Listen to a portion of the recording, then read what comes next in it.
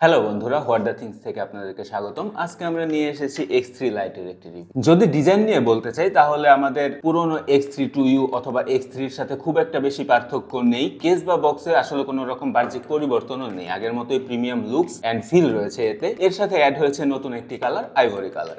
Classic, pop, classical এবং rock চারটি preset ইকুইলাইজারের সাথে সাথে 6mm ড্রাইভারের একটি সাউন্ড বেস এতে পেয়ে যাচ্ছেন।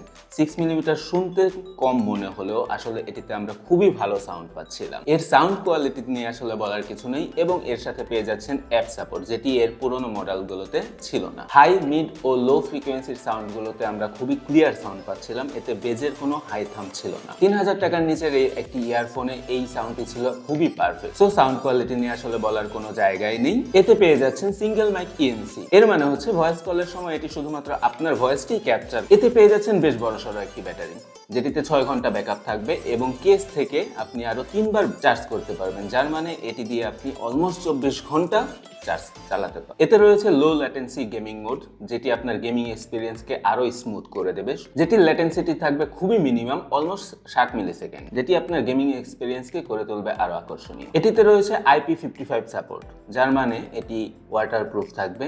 জিম বা হালকা বৃষ্টি অথবা ধুলাবালিতে এটি কোনো রকমই সমস্যা হবে না, স্মুথলি চালাতে পারবেন। ডিয়ার ভিউয়ার্স, আজকের রিভিউটি এই পর্যন্তই ছিল। আগামীতে আমরা আরো কোনো প্রোডাক্ট নিয়ে চলে আসব। সেই পর্যন্ত সাথেই থাকবেন, হোয়াট দ্য থিংস এর সাথেই থাকবেন।